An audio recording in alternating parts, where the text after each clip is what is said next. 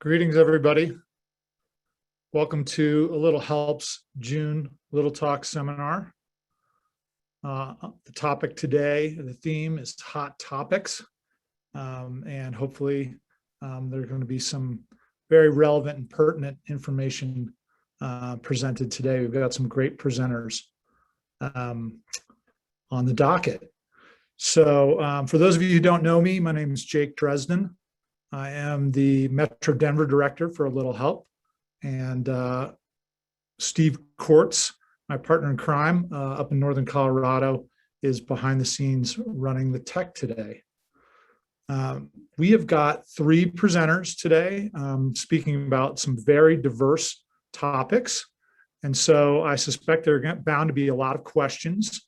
And so for you attendees out there, if you're not familiar with Zoom, at the very bottom, there's a menu bar. And if you roll your cursor over your menu bar, you will see a chat function.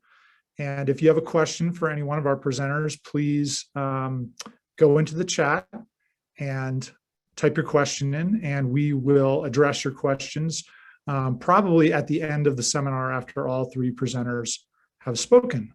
If there is a very pressing question directed to one of the presenters, we may address it at that time. And I think you will be muted during that time so we can give our full attention to our presenters. I think that's it for housekeeping for me. So we'll get started right now. And our first presenter, we're very lucky to have, is Cassie Tanner. Cassie is the Deputy Director for Public Affairs at AAA Colorado. She's a frequent presenter at seminars on all things related to driving and driving safety. And she's also the board president of West Metro Fire, which I think is a very important volunteer job. So please welcome Cassie Tanner. Cassie, take it away. Thank you so much. Well, I am thrilled to be here. I'm going to go ahead and share my screen so we can dig right in.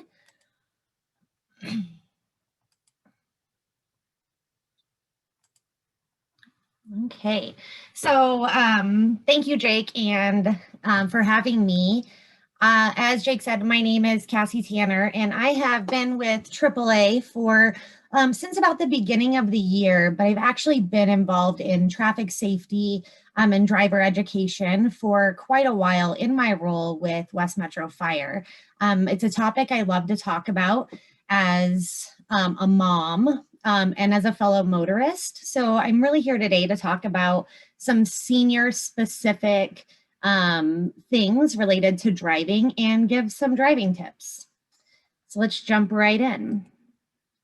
So last year, many of us were not driving, especially seniors. You know, there was just a lot of us were staying at home due to health orders, and the roads looked a lot different. There was a lot less traffic, but unfortunately, there was a lot more traffic fatalities. Reports estimate that traffic deaths rose last year about 8% compared to 2019.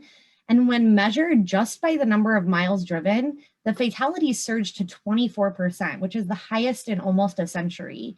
And so as we get into this post-pandemic world, we're really focused on AAA on how can we help motorists navigate the new rules of the road in this post-pandemic world where many of us are just frankly quite out of practice.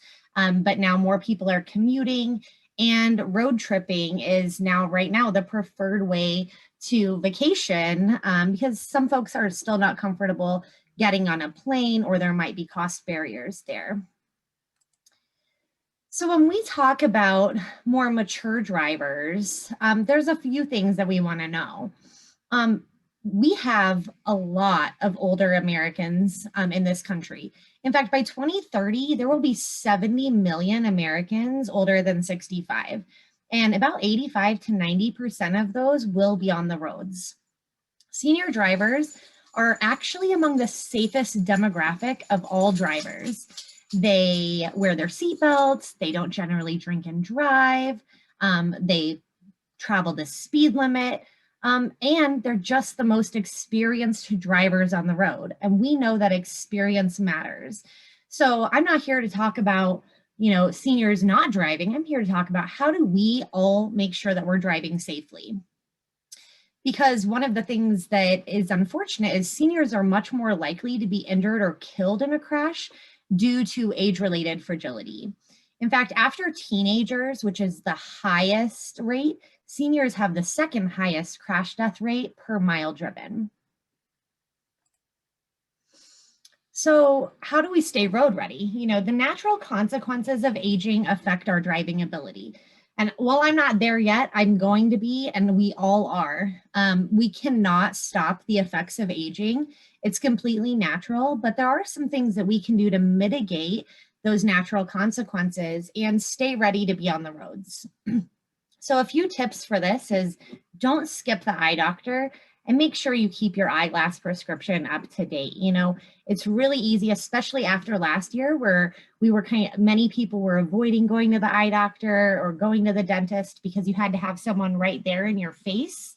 If you haven't been to the eye doctor, it's time to get back in that chair, get your prescription up to date, and make sure that your eye health is really taken care of, because that is one of the primary driving factors for being safe on the roads. Another thing that is not talked about as frequently is the importance of exercising and stretching regularly. The recommendation for this is about 2.5 to 5 hours per week so that you can remain alert and be able to perform those essential driving functions like braking, steering, parking, looking to the side and the rear and over your shoulder, and then sitting for longer periods of time in your car, especially if you're going on a road trip, so that you can avoid those leg cramps or the sleepiness that happens in our legs sometimes. So I have a few tips for you on driving safely. Some of these are going to seem a little silly and self-explanatory and redundant, but we can all use a refresher after so much time not being on the road. So we'll jump right in. The first tip is to be farsighted while you're driving. So drivers in the city, which many of us probably are, need to be able to see at least one block ahead. And if you are out in rural Colorado or, like say you're somewhere in South Park or Eastern Colorado, you want to be able to see about a mile ahead of you or around that next hill or curve on the road. And monitor those traffic conditions so that you can take the best course of action. One of the things that we're really focused on here at AAA is the slow down and move over. And this really falls into this being farsighted while driving. So when you see emergency vehicles, whether it is a police officer or a fire truck or a tow truck operator, you want to, as soon as you see them, make your plan for moving over. And if you can't move over, which is the law, then you need to slow down to prevent risk to those other motorists on the side of the road. And keep your eyes moving, look for those potential hazards and actions of other drivers. Read and obey those road signs, which are changing. And CDOT is continually updating some of that signage, and now a lot more of it is electronic. So make sure that you're paying attention to those changes and noting them. And as we enter the summer months, there's a lot more motorcyclists, bicyclists, and pedestrians on our roads than ever before. I don't know about you, but one of the things that I enjoyed during the pandemic was I wasn't using my car a whole lot, but I was walking a heck of a lot more. And I found out I actually like it. So I do use my feet sometimes more than I use my car right now, since I'm working remotely from home.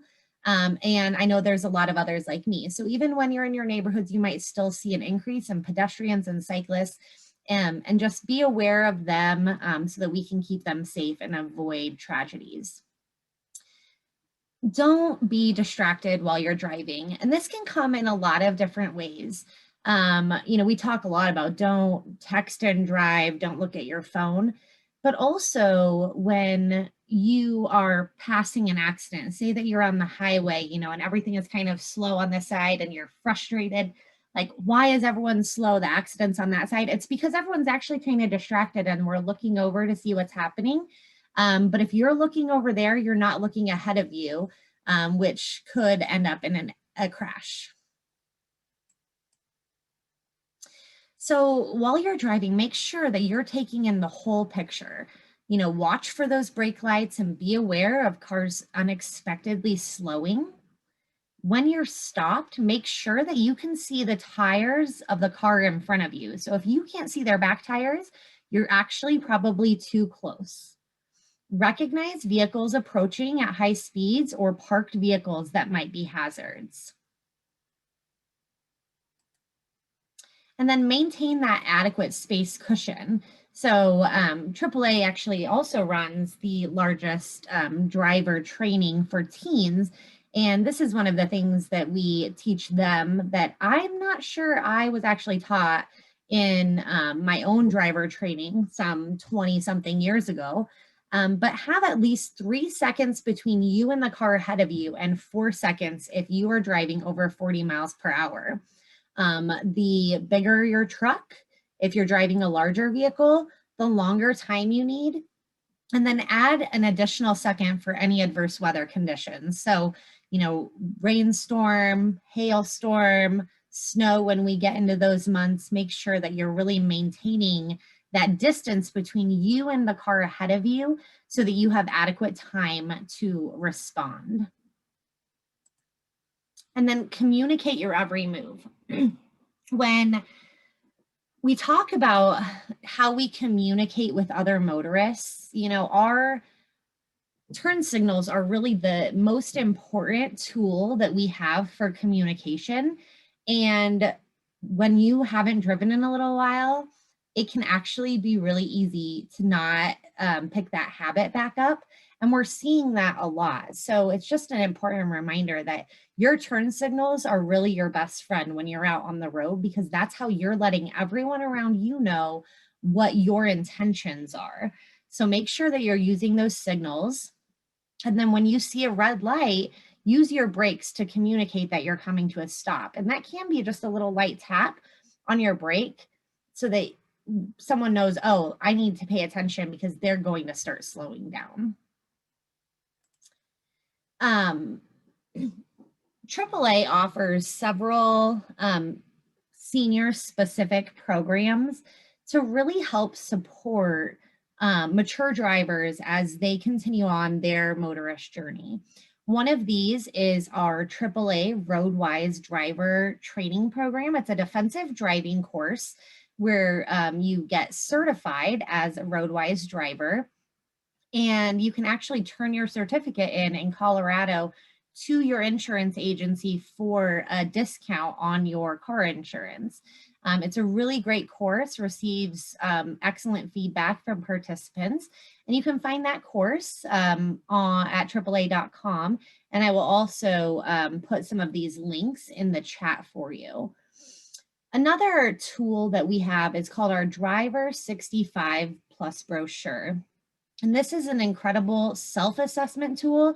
So if you're thinking, I wonder where I am on the scale of how I feel about my own driving ability, this brochure is a great way for you to critically examine your own driving habits and skills as you've aged to see what areas you might need to focus on.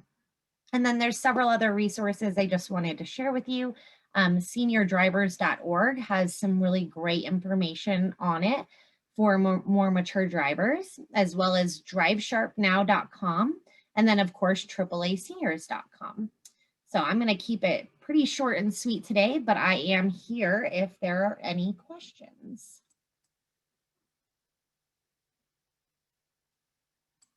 I'll take a look in the chat. Jake, do you want me to answer questions now, or did you want me to wait until the end? Yeah, I was thinking since there's just a couple in there, maybe now would be a great time to address those. I think those are, can you see them? Yes, I can. Great. So, you know, at AAA, we really believe that we're dedicated to keeping seniors on the road as long as possible. We know, though, that folks are outliving their ability to drive because we're just living longer. And there are some factors that just make driving unsafe when you reach a certain point in your physical abilities. And that age is different for everyone. But we have to start planning for our driving retirement the same way we plan for our financial retirement. And what that means with families is it's important to have those discussions early when someone is still driving well. Driving is an important aspect to a person's independence. And so if you wait too long to have those conversations, and when you're already worried about whether it's safe for maybe your parent or your grandparent to be driving, that conversation is going to be a lot more difficult. So just like we plan for our financial retirement or our living situation, we want to plan on and have those conversations about when is it the right time to no, I shouldn't be driving. And the Drive 65 Plus brochure is a great place to start because you can actually have the driver take that self-assessment and then have a conversation about it in a way that's positive and meaningful. And then the other question was, how do you navigate roundabouts? That's a great question because we are actually going to see a lot more of these kind of traffic mitigation tools. They are becoming more popular. So when you get to a roundabout, you want to yield. Regardless of where you are in the roundabout, you should be yielding. If someone else is in the circle, you need to wait until they've passed and then you can enter the roundabout. If no one is in, after your yield, you can go into the roundabout. Hope that makes sense. Were there any other questions? I don't see any others in there. I actually had a question myself. Sure, Jake. If I could fire away and then we can wrap up. I just got back from a road trip myself with my family back from Iowa last weekend. And I was just curious if there were any pieces of equipment on the car that you think people should get checked in the summer months that would be more important to kind of look out for. Yes, and actually that's a great question as we start doing a lot more road tripping. I know I'm about to go on a road trip and just got my car back from the shop. So there's a few things you want to check. You want to check your battery, your fluids, your wipers, and then if you have one of the newer, fancier vehicles, you want to make sure you're not getting any of these lights that are on. So making sure you're doing all that preventative maintenance, getting your oil changed, those things are all very important. But along with that, making sure that you have your emergency kits in your car, and that emergency kit should be kind of based on where you're going. So for summer months, you want to make sure that you have bottled water in your car, a flashlight, and there's actually a whole list, and I will put that graphic in the chat here as well about what you need to include in your summer emergency driving kit. Jake, I'm going to just jump in here. Steve, the technical guy that people know at Little Help that I've got to get my face and word in somehow, some way in a presentation. And Julie Knighton, who's going to be our next presenter, she just gave me some information that I put in chat that the Aspen Club probably has. She thinks they have a driving assessment program, actually, and she put the telephone number for people to call. So I think this is great if people can do driving assessment programs because that's always a question, when do I stop driving? So I appreciate those answers, Cassie, and I will get off. Great. Well, thank you so much for having me. I will put my contact information and some additional resources in the chat so that they are available to you, but always love hearing from you and appreciate the opportunity to speak with y'all today. Thanks so much, Cassie. I think My pleasure. tons of worthwhile information for drivers of all ages, for sure. All righty, so we're going to move on to our next presenter that Steve mentioned, and we're very blessed to have Julie Knighton here.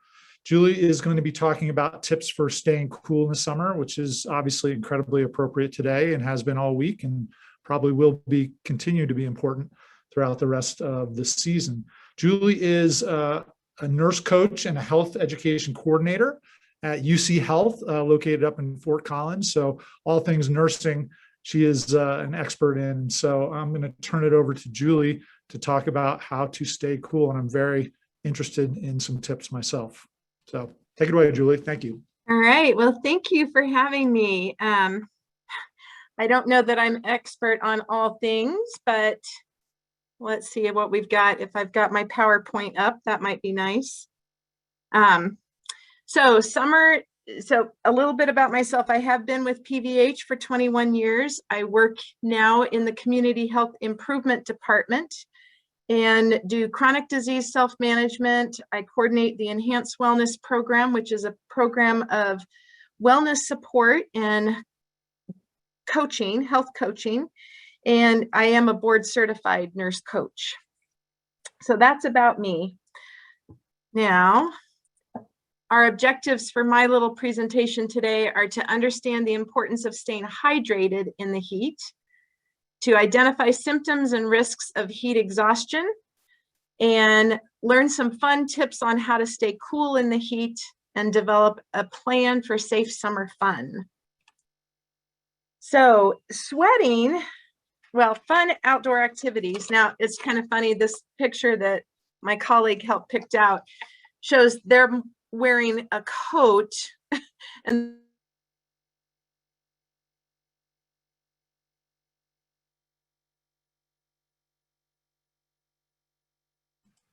Julie, you're muted.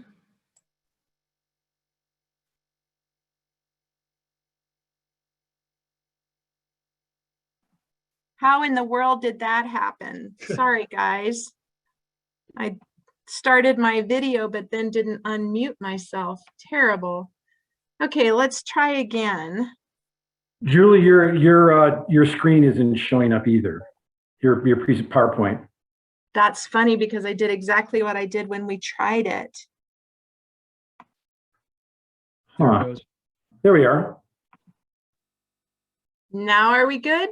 Now you're good, yes. Okay, I don't know how that, I did the same process. Okay, well, let's just start from the beginning. I'm Julie Knighton. I'm a nurse. I've been with PVH for 21 years. I work in the Community Health Improvement Department now. I do a lot of chronic disease self-management classes. I coordinate the Enhanced Wellness Program, which is an individualized program of wellness support. And I am a board certified nurse coach. So that's about me. And we're going to talk about summer safety tips. So one of the objectives I have for you today are to understand the importance of staying hydrated in the heat, identify symptoms and risks of heat exhaustion, discover ways to stay cool in the heat, and hopefully you'll develop a plan for safe summer fun. So what kinds of things do you like to do outdoors? Do you like hiking? Of course, this picture shows they're hiking up in the mountains. You can also hike at lower elevations where you won't need a coat, but do you like to play golf, go biking, play tennis, pickleball, anyone? Lots of fun ideas, especially in our community. So if you like to go outdoors to have your fun for summer fun, you need to know some of the things about being out in the heat. So sweating is the normal body's response to heat. In hot weather, your body cools itself mainly by sweating. The evaporation of your sweat regulates your body temperature. However, if you exercise strenuously or you overexert yourself doing other work like yard work or something in the heat, your body is less able to cool itself off.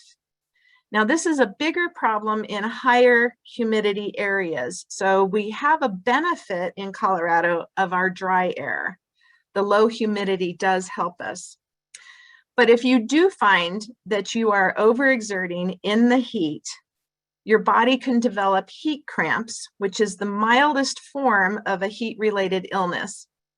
The signs and symptoms of heat cramps usually include heavy sweating, fatigue, thirst, and muscle cramps. At this point, you really need prompt treatment to prevent the heat cramps from progressing to heat exhaustion. You can usually treat this by drinking fluids. Sports drinks containing electrolytes, things like Gatorade, Powerade, those can be helpful. And getting into cooler temperatures, such as an air-conditioned area or a shaded place, and resting. I've appreciated that on the news this week, when they're talking about the high temperatures that we're planning to experience, and which we are, they've mentioned things like drink more. You have to have more water when the temperatures are this high. And they've also said that, like in Denver, they're opening rec centers as a place to cool off. So you need to pay attention to how your body's doing in the heat. So there are things that can be risk factors.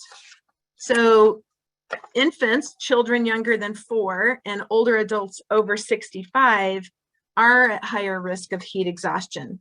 The body's ability to regulate temperature isn't fully developed in the young, and it can be reduced by illness or medications and other factors in the older adults. So that's why those two ends of the spectrum are at higher risk. Medications, you really need to read the labels that come on your medications. There are ones that can affect your body's ability to stay hydrated and respond appropriately to heat. So if you have high blood pressure medications that are diuretics or beta blockers, those can impact your ability to handle the heat. If you have summer allergies and you're taking antihistamines, this can further dehydrate you. Medications to calm you, like a tranquilizer or some antipsychotic medications, can impact your ability to handle heat. Also, illegal drugs such as cocaine and amphetamines can increase your core temperature. So also, medications can make you more sensitive to sun exposure and the risk of burning. And a lot of those, they'll have that little label that says, you know, higher risk of burning when you're taking this medication. It includes even things like antibiotics that you might not take very often, but you should definitely look at that label. Obesity, carrying excess weight, can affect your body's ability to regulate its temperature, and it can cause your body to retain more heat. Now, sudden temperature changes, we're talking about if you go from, say you live in Estes, where you're used to the temperatures being a little bit cooler, and now suddenly you go down to Phoenix, Arizona, you're not used to the heat. So you're at greater risk of a heat-related illness by traveling and not acclimating. So think of it like having to get used to higher elevations. It's the same thing, as you have to kind of get used to the higher temperatures. So if you're used to going out and playing golf in Colorado, and then you go to Arizona to play golf, you're not going to be as used to the high heat, and your body's not going to respond as easily. High heat index. Now in Colorado, we don't have a high heat index, again, because of the lower humidity. But this is something you need to be aware of if you're traveling for the summer. If you're going to travel to where there's higher humidity, don't think that the temperature equates to the same temperature in Colorado. With that humidity, it's going to create a higher heat index. And the higher heat index means it's a greater risk to you for heat stroke and heat exhaustion, because your body can't sweat as easily, or you sweat, but it doesn't evaporate, which doesn't provide the cooling. So then your body can't cool itself when the heat index is greater than 91. You need to take greater precautions. So that's one that doesn't really apply if you're staying local, but if you go to higher humidity, you need to be aware of. So symptoms of heat-related problems, really sunburn, the heat cramps that I mentioned, and then it progresses to heat exhaustion and heat stroke. So again, the sweating, heavy sweating, fatigue, thirst, muscle cramps are the first symptoms. But then after that, you can actually have issues of not sweating. So signs of heat stroke is the most severe. So this one is where you're going to have headache, nausea, rapid pulse, dizziness, and a lack of sweating. Your body no longer is sweating. So you've gone from that excessive sweating to now you're not producing any sweat. And a high body temperature and a flushed face. This is really a medical emergency, and we need to get you cooled down. So that one, you don't want to get to that point. You want to stop while you're actually still able to sweat. So tips for sun safety: drink plenty of fluids. Like I mentioned on the news, they're talking about you need more water when the temperature's higher, because you're going to be losing a lot of that through sweating. So keep up with your fluids. Apply sunscreen. So sunscreen is super important because sunburn, it's a common summertime injury, and unprotected sun can burn in as little as 15 minutes. But the sunburn also affects your body's ability to cool itself. So you need to wear sunscreen, wear a wide-brimmed hat, wear sunglasses. That's the eye protection. You need to protect your eyes. This can impact the development of things like macular degeneration and cataracts. So wear your sunglasses, apply sunscreen, wear the right clothing. If you're going to be out in the sun, consider a long sleeve shirt, but make sure it's lightweight.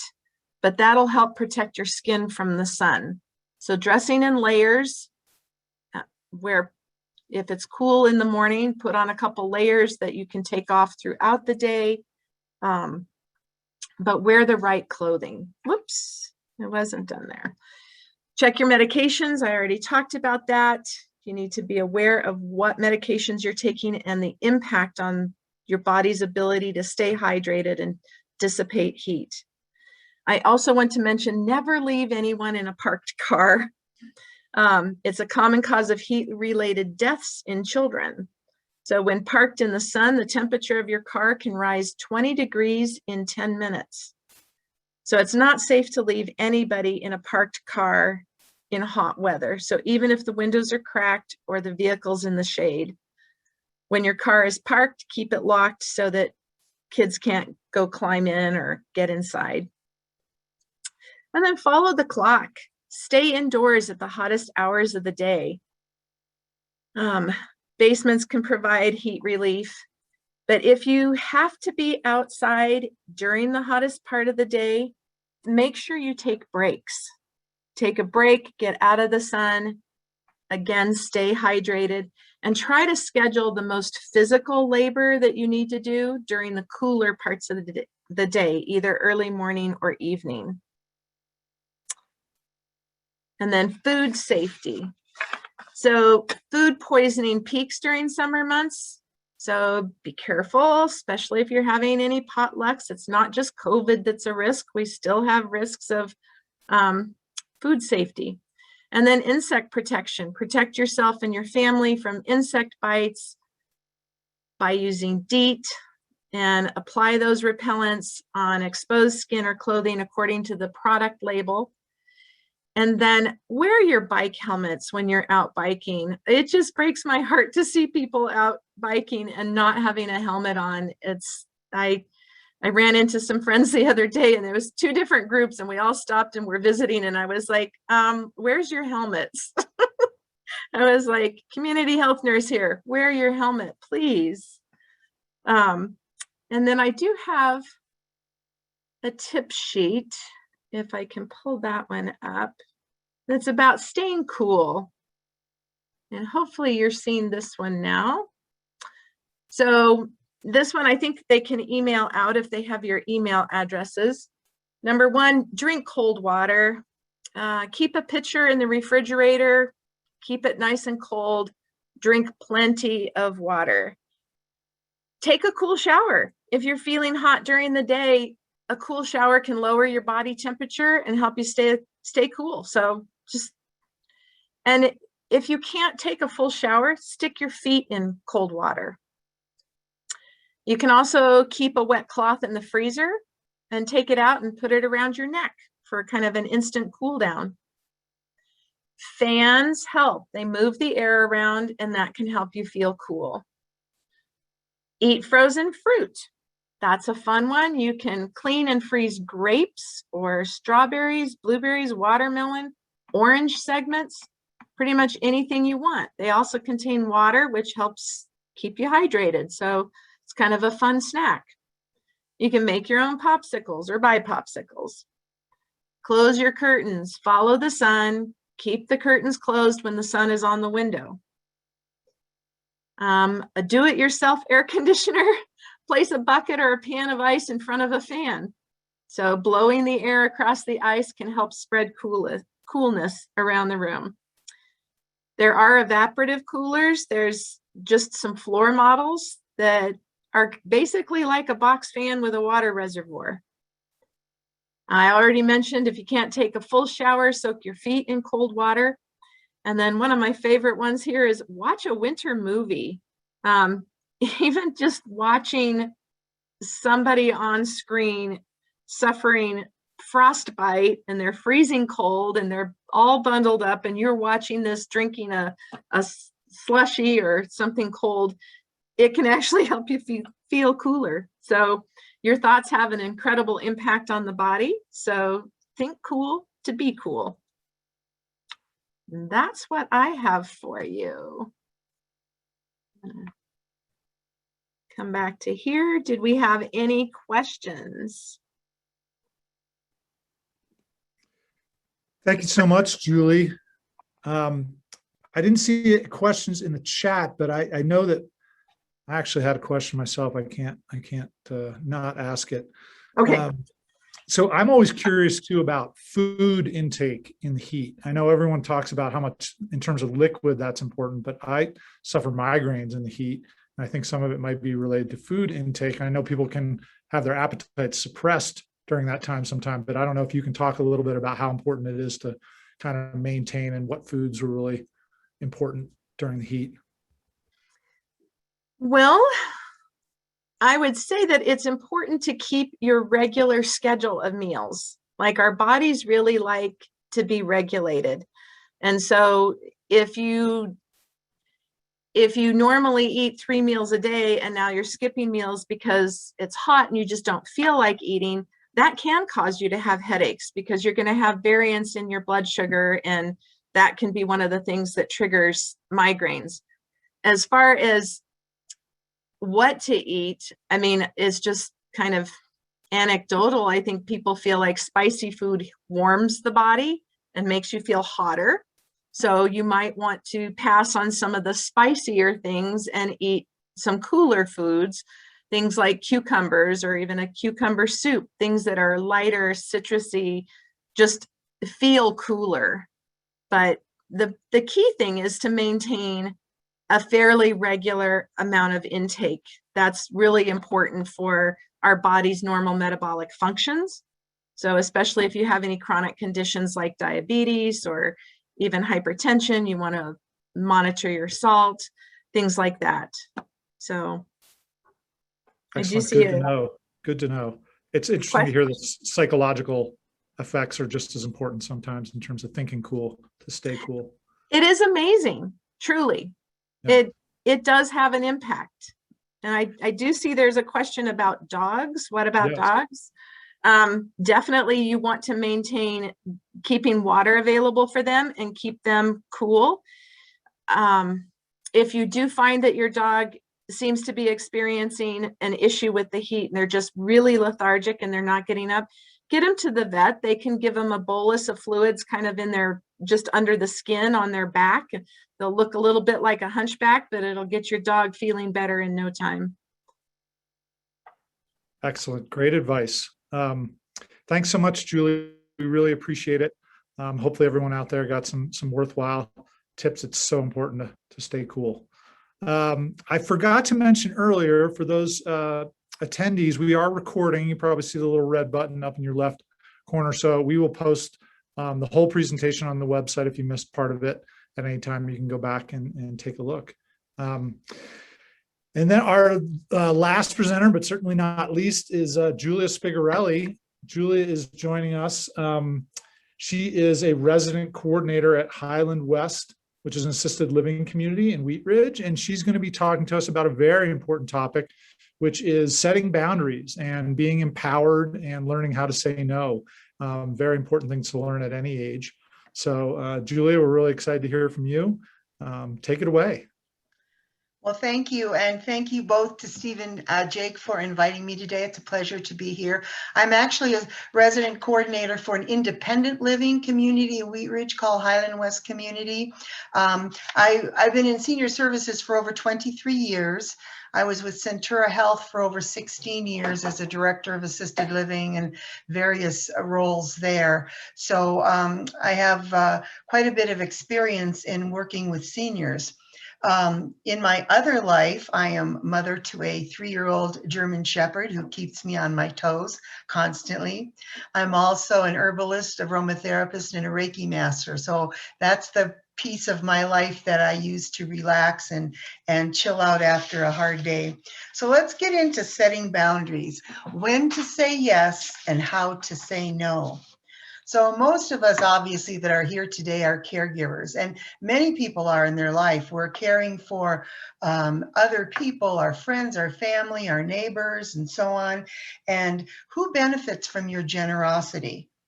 Are you honest about your time and your needs and what you can give and what you can't give? And the other important question for you is, who takes care of you as a caregiver? I mean, I think we all hope we have a little butler or a maid at the end of the day to serve us a cocktail or a nice cup of chamomile tea. But the truth is, we are responsible for caring for ourselves. I've taken a couple of little quotes here about boundaries that I feel might be helpful. And the one is, the first one is, the only people who get upset about you setting boundaries are the ones who are benefiting from you having none. Are we scrolling to the next slide here? There we go. Great. Okay. So slide number 3. Why should we set boundaries? Well, the answer is twofold. One is to care for and protect ourselves, and the other is to establish and maintain healthy relationships. I think that many of us sometimes have been in a somewhat unhealthy relationship for so long that we don't know what healthy really looks like. Another great quote here is, personal boundaries are a direct reflection of your self-worth and values. They define your self-love and what you will and will not accept. So what does it mean to set a boundary? And that's in our next slide coming up. First and foremost, it means we are willing to let go of the outcome. We have no way of knowing what the person on the other end is going to feel like when we set a boundary and how they're going to react. And remember, setting boundaries does not mean we don't care. We cannot be everything to everyone all the time. We also can't control the actions of other people. That's in their ballpark, not ours. And you know the old airplane adage, if you want to help other people, put your mask on first. And remember that setting boundary takes practice. If you haven't done it, it's going to take a little time, but trust me, it's the right thing to do, and you should just keep practicing. So let's flip to our next slide. Here's a great question for you. Are you an enabler? Do you allow someone to continue their destructive behavior over and over again? And do you continually rescue them by saying, yes, yes, yes, sure, I'll do that. Yeah, okay, well, I'm a little tired, but sure, I'll come over and help you do that. You just can't say no. I have another question that I would really like you to ponder for a moment. How do you feel after you visit with someone, whether it's somebody you're caring for, a family member, a friend, a neighbor? So I'll give you an example. Years ago, I was friends with a woman and we'd see each other about once a month, maybe go to a movie, shopping, have a lunch. And I'd come home and one time I realized, you know what? Every time I visit with her, I feel lousy when I get home. She always criticizes me about something. Hey, why did you do it that way? I can't believe you did it that way. I told you to do it the other way. Why are you wearing that same blouse? I thought you were going to give that to Goodwill. Okay, well, it's your blouse. You can do whatever you want to. As opposed to another friend I'd visit with, we'd talk for 2 or 3 hours over tea or coffee, and I'd come home and I would feel so energized and wow, what a great conversation that was. Or even if you're helping someone, you're helping Mary across the street organize her closet because she has arthritis. And she sits on a chair and she tells you funny stories and you're organizing her clothes and her shoes and you laugh and you have a great time and she sends you home with chocolate chip cookies. And so even though you were working and doing something with Mary, you had a great time. So I ask you to check your relationships, check how you feel, check in with yourself, how you feel with someone after you've been with them. And are you afraid to set a boundary because you don't know what the outcome's going to be? Many people are. I don't want to take the chance. How about feeling guilty? Do you feel guilty after you've said no? Oh no, I should never have done that. Oh my gosh, I need to call her back and say, yes, I'll come over, I'll do that. Let me tell you the only way that guilty is helpful for you. If you have committed some horrible act against someone and more than likely said something that was unkind, you hang up the phone and you go, oh my gosh, I feel so terrible. I never should have said that. And you make amends. You call them up and you say, you know what? I was feeling really lousy yesterday and I took it out on you and I am so sorry. Please forgive me. Done. End of guilt. You've made amends, you've recognized it. So if you feel guilty for a legitimate reason, then you need to do something about it. Okay, let's talk a little bit about energy vampires. These are the people that steal your energy over and over again. And you start out the day with a full glass and pretty soon you're exhausted. You have no energy. You have nothing left in your glass. Let's look at how some of these energy vampires can steal from you. One is the blamer. That was my friend. They always blame you. They criticize you for something all the time. Well, how come you did it that way? Well, that was stupid. How about the bully? From 2 to 102, you can be a bully. Age has no bearing on this scenario. Bullying is repetitive. And if you think the bully is going to stop and be a nice gal or a nice guy tomorrow, you're mistaken. Bullying can be physical, it can be non-physical, but it can be very intimidating, in your face, shaking that finger at you and getting in your space. Bullies love to target shy and insecure people, the people who have a hard time saying no. Then there's the borrower. They always want something from you. Hey, can you loan me an extra 10 bucks? Can't believe I'm short again this month. Hey, can I get a cup of flour from you? I know I borrowed sugar from you this morning and I thought I had some flour, but I'm all out. I've got to get to the store. There's the insecure energy vampire. They always need you for something. Oh, I know you took me to the store yesterday, but oh, I can't believe I forgot my Tylenol. Could you run over to Walgreens and pick me up a bottle today? Sure, okay, I'll do that for you. And then there's the drama person, the gossiper. Hello, hi Mary.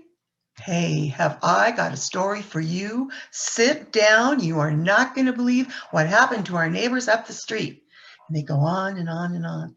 And did you know that gossiping is a type of bullying? I saw a very interesting movie a while back, and they talked about gossip. And it was about this person who was lying out on a beautiful summer day on their little hammock. And the wind was blowing lightly, a nice breeze. They were lying on their Beautiful feather pillow, relaxing, chilling out. And they got up for a second and the pillow caught on something and it ripped. And all these feathers started poofing out of the pillow and flying everywhere. And they were grabbing, trying to reach for these feathers to get them back into the pillow. And there's no way that they could do it. And that's gossip. Once it's out there, and you can't get it back. So you need to be so careful what you say, to whom you say it, and how you say it. So let's talk about setting a boundary and protecting ourselves. Excuse me. Number one, know yourself. What are your needs? What can you give physically, spiritually, emotionally? When have you reached the end of your rope? How much time do you need to refresh yourself to fill up that glass again? What are your limitations? What can you do? What can't you do? Sure, Mr. Smith, I can continue to mow your front lawn when I mow mine. That's no problem. I know you have a hard time with your mower, but I'm sorry, I can't do the backyard for you. When you set a boundary, you should be kind and respectful. You can offer some options. You have to avoid attacking someone.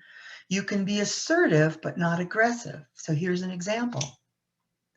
Son, I'm sorry I can't loan you any more money. I'm just tapped out. Last month I had to go without my medications and I just can't do that anymore. I'm sorry. But you know what? You know I was a retired accountant, right?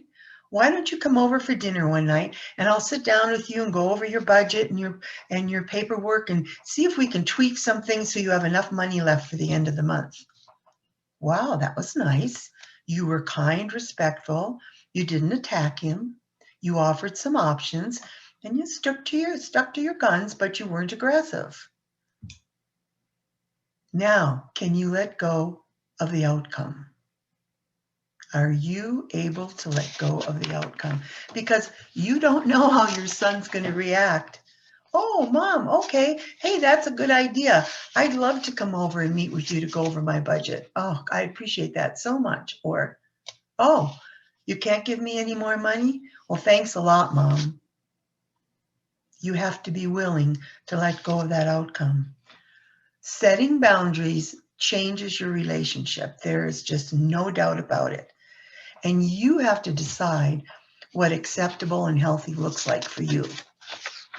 I want to close out by mentioning a little bit about scamming because it has become so prevalent this year with COVID and people are at home more. And people are much more clever and devious when it comes to scamming, okay? So here's just a couple of hints for you. If you get a phone call for someone asking for any information over the phone, your address, your account numbers, your bank account, your social security, your answer should be, I don't do business over the phone. Thank you. Have a nice day, and hang up. Do not engage in conversation. Someone's at your door. By the way, before you answer the door, you should be able to see who's standing there before you open it. Same thing. Hey, I know your roof is not looking in good shape. We've got some really good deals for you. The deal only lasts for today. I'm sorry. Thank you so much. I'm not interested. Have a nice day, and close the door. The more you engage in conversation, the more you allow them to come into your world. Hi, Mary. This is Julia from the credit card company. How are you today? I'm fine. Well, how are you doing? It's so good to talk to you. This has been such a tough year. Have you been doing all right? Yeah, I've been doing okay. You know, I've been looking over your account number, and I just want to make sure that we have everything, in sync with each other so you don't have any problems going on with your account. And I have your account pulled up on my computer. And if you'll just verify those numbers for me, I can check it out, make sure your account is safe for you. Boom, they've got you. They've lured you in by that conversation. So once again, on the phone, thank you, I don't do business over the phone, and hang up. At the door, I'm not interested today, thank you, and shut the door. So thank you very much. That's my presentation for today. Remember that common sense isn't so common anymore. But we've been given a gift of intuition and common sense. So use it. If something doesn't feel right, it's probably not. Thank you so much, everyone.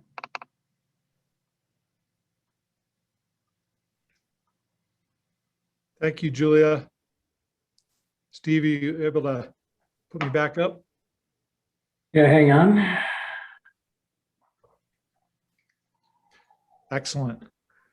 Julia, that was really important information for people of all ages and stripes. And we did have one question in the chat from Sure. Esther, who was, you may see it there. She's curious about if you have a book recommendation about caregivers. Well, I don't have a book, but I have a presentation. I could write a book. It would take me a couple weeks, but I'd be happy to do that. You all are welcome to email me anytime. I can put my email in the chat. Happy to answer any questions. I am a public speaker on a variety of topics for seniors and their families. And so if you ever want me to do a Zoom meeting or something with your church or local group or whatever, I'm happy to do it. So I will, let me just put something in the chat right now to, I'll put my email in there. That would be great. Yeah, and then you and Esther can connect. Yes, please, Esther, feel free to give me shoot me an email and we can connect by phone if you're interested as well. Yeah, there's lots of good tips for how to take care of yourself as a caregiver for sure. Very important. Fantastic. Thanks for offering that up. Well, look at the time, 12:57 on my computer here, which means we're just about right on time. I want to offer real thanks and gratitude to all three of our presenters, to Cassie for talking about how to stay safe on the roads, to Julie for talking about how to stay cool and how important it is to stay hydrated, and Julia for setting boundaries and the importance of that in all of our daily interactions and relationships. I just have a couple housekeeping things to mention before we wrap up here. We are planning to do an extension of this theme in July and continue our Hot Topic series. And we're hoping to talk a little bit about the vaccine and have a physician from UC Health come on and kind of give us the rundown on what's going on in July. In addition to that, we're hoping to talk a little bit more about how to get out and about to public attractions, whether it be zoos or museums or concerts, and how to do that safely, because it's been a long time for a lot of us, and we're out of practice, just like all sorts of other things. In addition to that seminar, we are really excited to be planning some picnics, some in-person picnics. And if you have a calendar out or pencil or pen, write down July 28th is the date for definitely for Northern Colorado and for Denver. And please stay tuned for more information about date and time and venue. But really looking forward to seeing some people and being able to smile and shake our hands and potentially give hugs and all those great things. Share some food and drink as well. And then lastly, a little further out, but the Little Help staff is putting together some ideas about a fall celebration, a bigger celebration to really celebrate all of us, members, volunteers, staff alike, just all the work we've done throughout COVID to support each other. And so stay tuned for that as well. It looks like it's going to be in mid to late September, an evening event. So we got a lot of stuff in the works that we're planning and continuing to get our members the help that they need, and really thankful for all the volunteers for pitching in, all of our presenters today. So that's it for me. I don't know if Steve, you have any last thoughts?